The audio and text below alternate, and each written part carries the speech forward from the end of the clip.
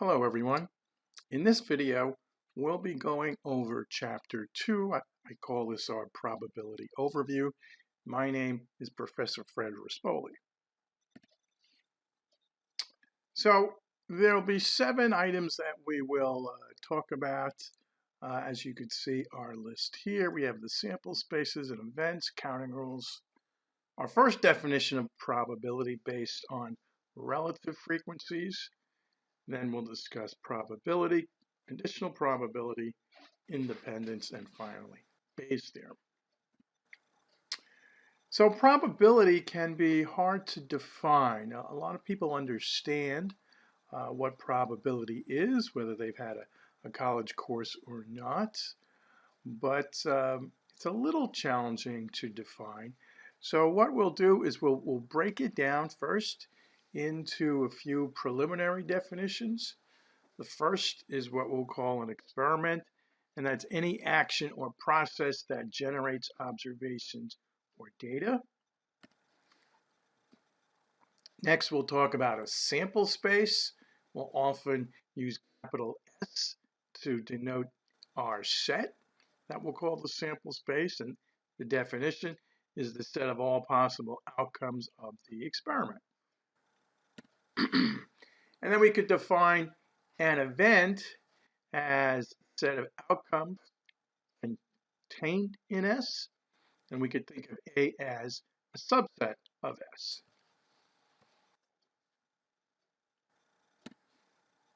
Second, we'll need to talk about some counting rules. You may have seen these before, you probably have. So one of the first rules or techniques we'll see here is what I call a tree diagram.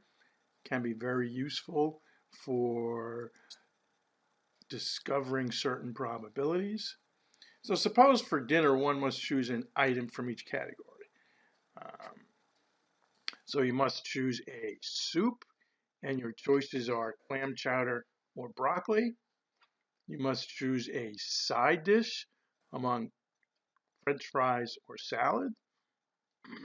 And you must choose a main dish, let's say chicken, beef, or pork. So I ask you the question, how many dinner combinations are possible? So this is not too bad. Perhaps you could do this in your head, but I mention this just to illustrate our tree. So this tree helps us to count the number of different combinations.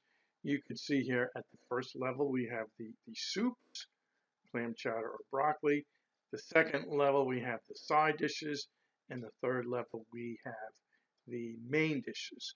So if you were to count all the paths from this route all the way towards the right, you could quickly see the number of different combinations.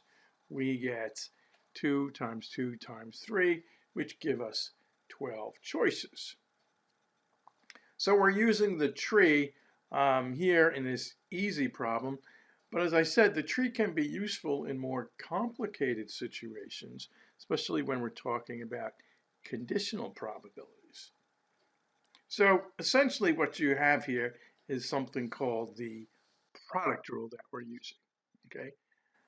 Sometimes called the multiplication rule. So the rule goes like this. Suppose a set consists of ordered collections of k elements, and there's n1 possible choices for the first, and 2 for the second, and so on, and k for the kth. Then we get the product of these n's for k combinations. Okay, another important counting rule is to understand how to count permutations. Okay, and I put a little note here.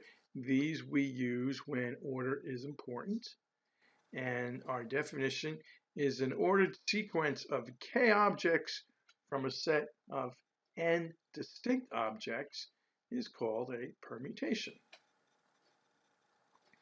Okay, so if you just have n objects, the number of permutations is n factorial. But if you have n objects and you're interested in permutations, let's say, of size k, where k is less than n, then we have our well-known function, npk. This is the product of the terms, starting with n and going down by 1 until we get to n minus k plus 1. Or using factorials, this is sometimes written as n factorial times n minus k factorial. And you should note that even though this may look like a fraction, right, terms cancel out, we get a whole number out of this.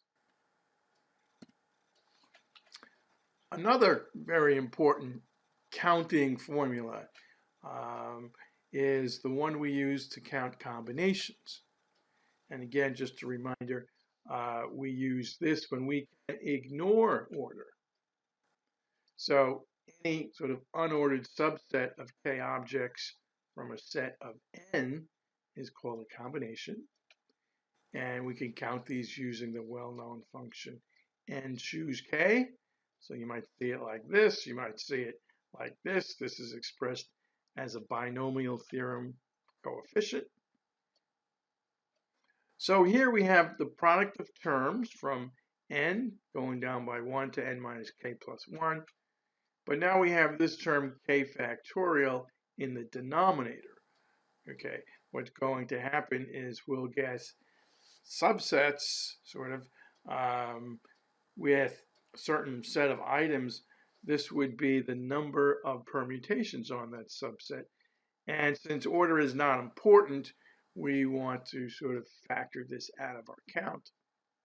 So we get n factorial over k factorial times n minus k factorial. And our last counting principle is just to count for the number of subsets. So if we have a set with n distinct objects, the number of subsets in that set is 2 to the n. And you must remember that this would include the empty set and the entire set. So as you learn probability, there are many standard types of examples. Some involve dice, some involve coins, and of course there's many that involve playing cards.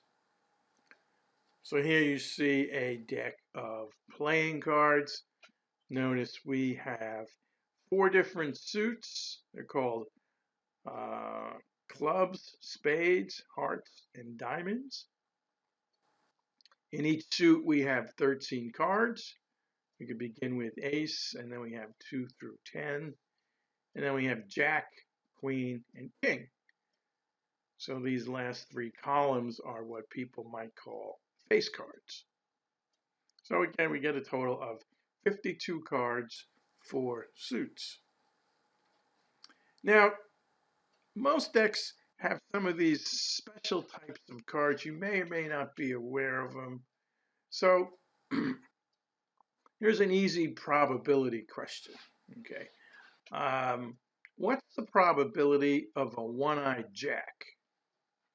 Okay, so if you look down this column, these are the jacks, but they don't all have one eye, right? Or 2 eyes, right? You can see this one has 2 eyes, 1 eye, 1 eye, 2 eyes.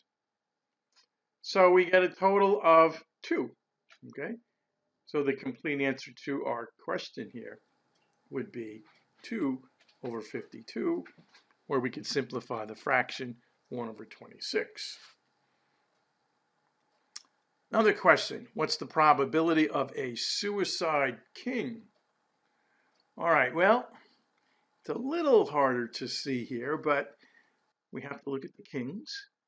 And if you look really closely, you could see the king of hearts has a sword going through his head. Okay, and so that's considered the only suicide king. So we get a probability of 1 over 52.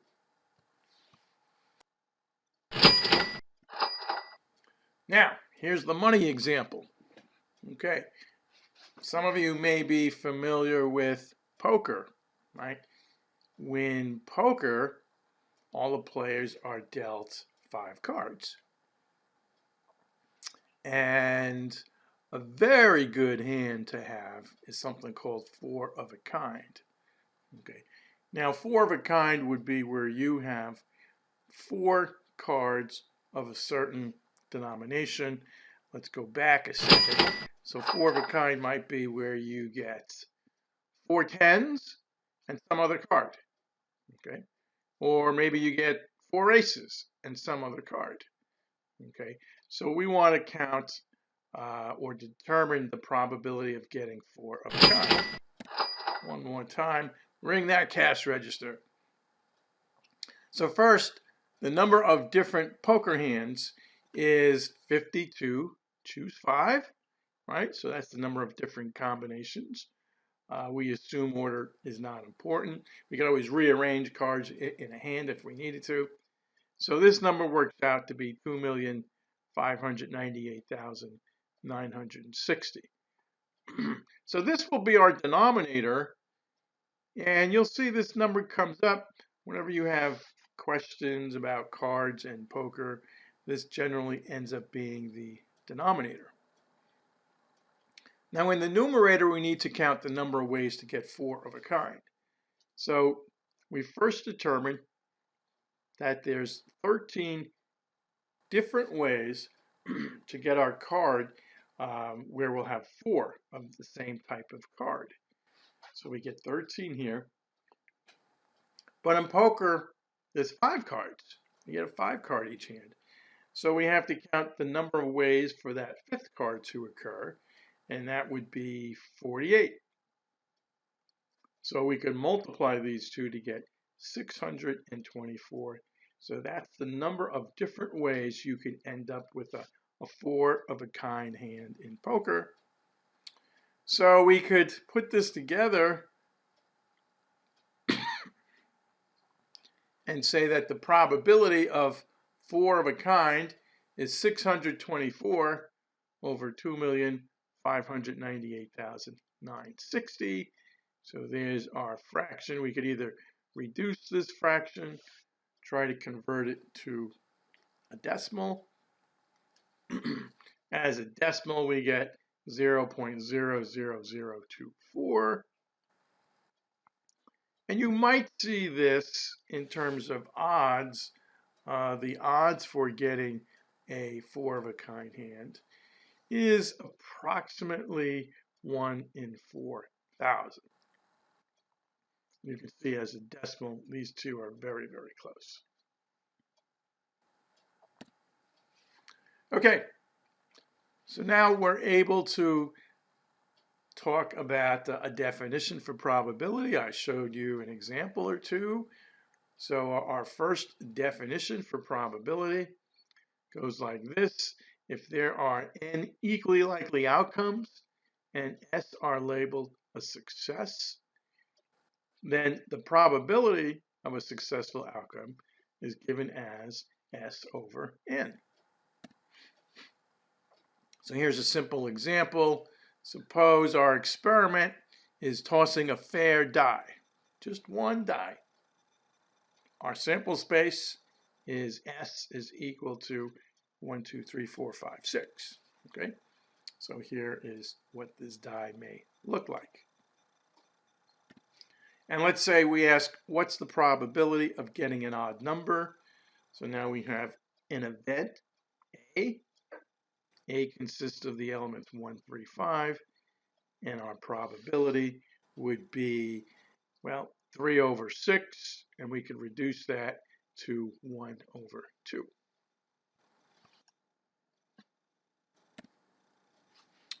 Now we could talk about probability in a slightly more formal way. We'll begin with the probability axioms. So suppose S is a sample space and A is an event. Our first axiom is that the probability of A must be between 0 and 1, where 0 is possible and so is 1.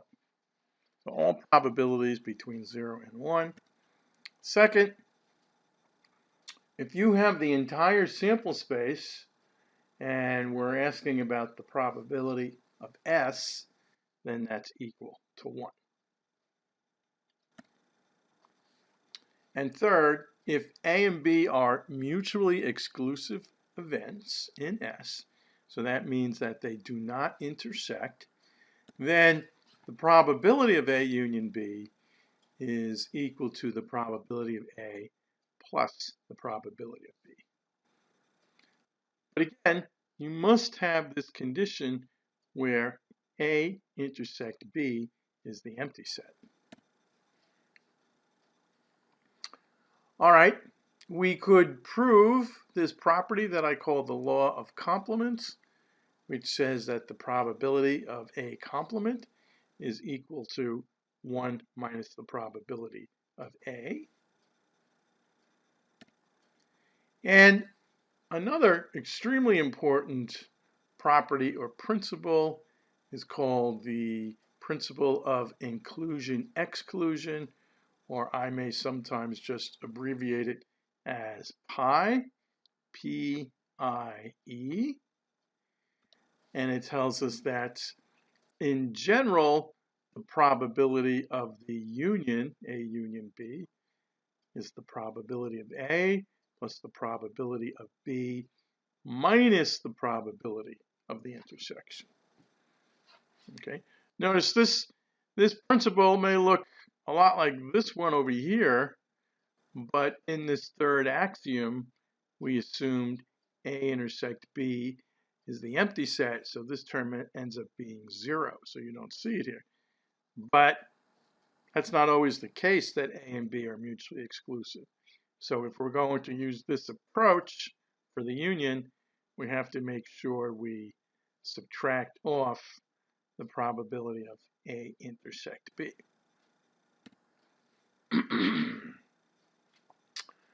Okay. The next item that we look at in this first chapter is the definition of conditional probability. So we could say the conditional probability of A given B, right? That's how to express this. Probability of A given B is equal to the probability of A intersect B divided by the probability of B, as long as the probability of B is greater than 0. So I like to think of this as we are sort of restricting the sample space now to just B, okay? And the probability of A given B. So given B has occurred, the probability of A given B is the probability of this intersection over the probability of B. Now, there are other ways to look at this. Easy to see that these are all equivalent. If we were to solve here for the probability of A intersect B, we get the probability of A given B times the probability of B, right? That's this first line. There's also a certain symmetry to this. We could get the probability of A intersect B is the probability of A times the probability of B given A. So here we've reversed the roles of A and B. So this gives us a way to find probabilities of intersections. It's more of a multiplication method, right? And if you think of what we just did with the principle of inclusion-exclusion, that's more of an addition approach. You use that when you have unions, and when you have intersections, we're using this sort of multiplication rule here. And you could see over here using a Venn diagram, okay? We could think of this here as a nice illustration of the definition up top. The probability of A given B. So here I would think, my original sample space is the rectangle, but now with this condition that B has occurred, we're restricting ourselves to the circle. And the probability of A given B, we could think of in terms of areas if you want. It would be this area where they overlap. That's the probability of A intersect B divided by the area of the circle. All right, moving along in chapter 1, the next topic that's discussed rather, is independence. We could say that A and B are independent if the probability of A given B is equal to the probability of A. So here you could see the occurrence of B is having no effect. So here's an example to try to demonstrate this. Suppose we're tossing our die. Just one set of all outcomes is 1, 2, 3, 4, 5, 6. Let A be 2, 4, and 6. Let B be the event 1, 2, 3, and C is 1, 2, 3, 4. Suppose we wanted to determine if A and B are independent. Okay, well, we could find the probabilities for these up here that you see, and then see if they're equal. So we could see right away the probability of A is 1/2, right? But the probability of A given B, so given that B has occurred, the probability that A occurs, okay, so this would simply be the probability of getting a 2 out of this, so that's 1/3, so we could conclude A and B are dependent. If we want to compare A and C to see if they're independent, again, we have the probability of A is 1/2, but now A given C. So given that C has occurred, what's the probability that we get an element in A? Okay, well, I have a 2 and I have a 4 in A, and I have 1, 2, 3, 4 in C. So this probability would be 2/4. Simplified, we get 1/2. So these two fractions are equal to each other. So we could conclude that A and C are independent.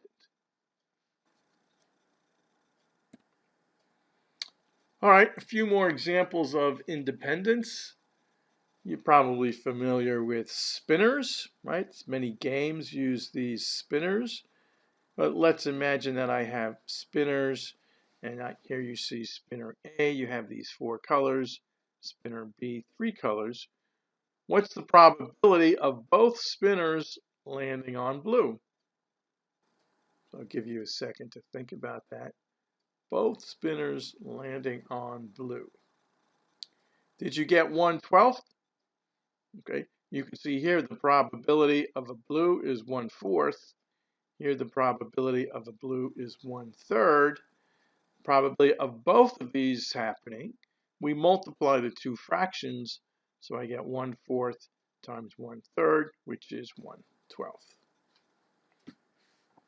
So I like to ask, what are some other examples of independent events? Right? Independence is a very important property. We sometimes see it come up in games, but even beyond games, it's extremely important.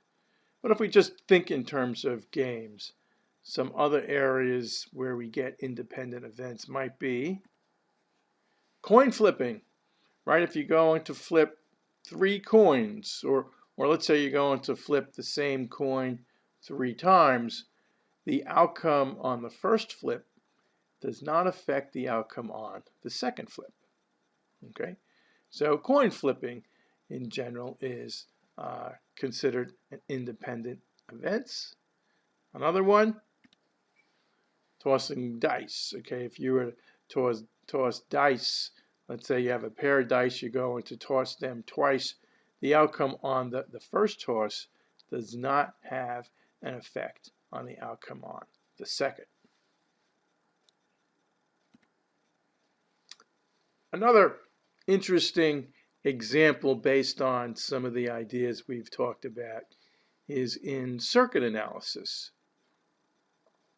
Suppose we have electronic components. Let's say we have A B1 and B2. You could see B1 and B2 are in parallel, and this piece of the circuit and this piece of the circuit are in series.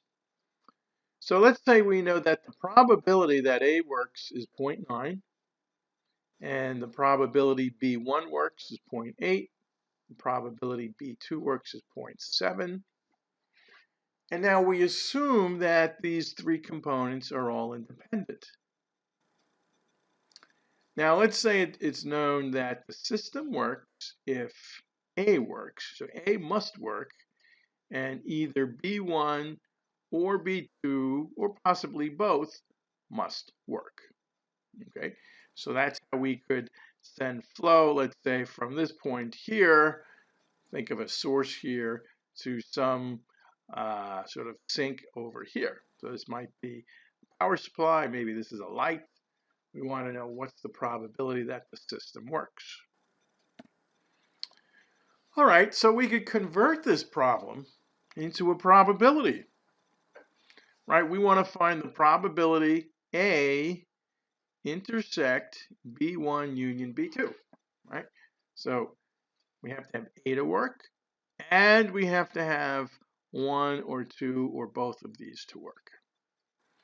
All right, so we could go about solving this. So the first observation is here I want the probability of A intersect B1 union B2, okay?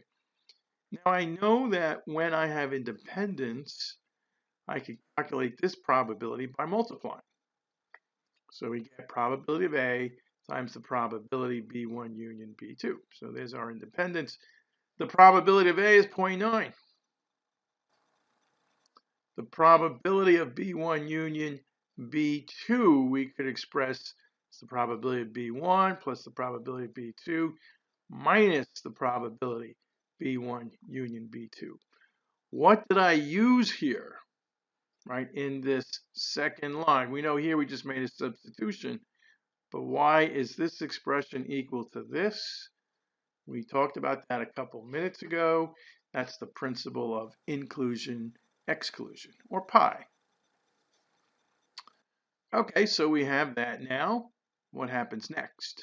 Okay, next I break down this intersection into the probability of B1 times the probability of B2. Why can I do that? Because B1 and B2 are independent. Now we have everything broken down to the point where we could just substitute what's given. Probability of B1 is 0.8, B2 0.7. I use those again. We could simplify what we get here. We get 0.9 times 0.94.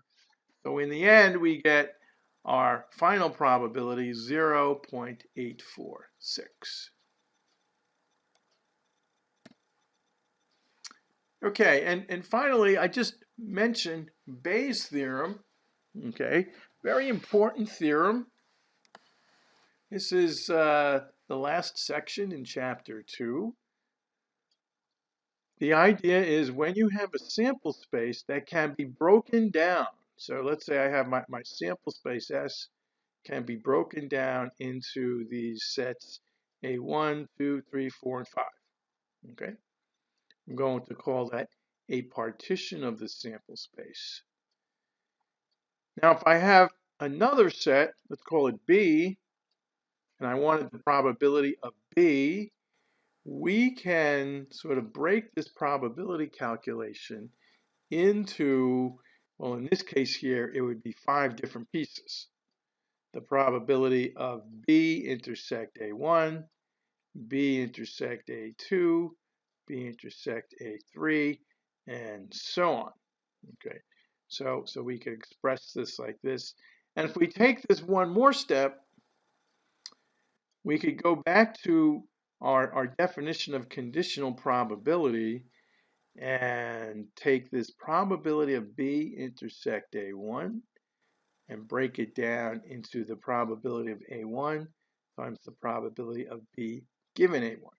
So I do this for all of these pieces. Okay, so this gives us an expression for the probability of B broken down into the pieces that we get from our partition. Now, Bayes' theorem tells us if I have A1, A2 up to AN, mutually exclusive and exhaustive, that's equivalent to saying that the A's form a partition. Then the probability of some AR given B can be expressed in terms of the probability of AR intersect B over the probability of B. So remember, this we could just think of as our definition of conditional probability, and then we could express the probability of B the way we sort of explain this up here. So as I said, Bayes' theorem is important. There's a lot of interesting applications of Bayes' theorem. Too many to include here, but this is why I did create a separate video just for Bayes' theorem that discusses this theorem and goes through 3 or 4 different examples in detail.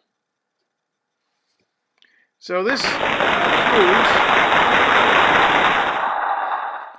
concludes the video, and I hope you got something out of it.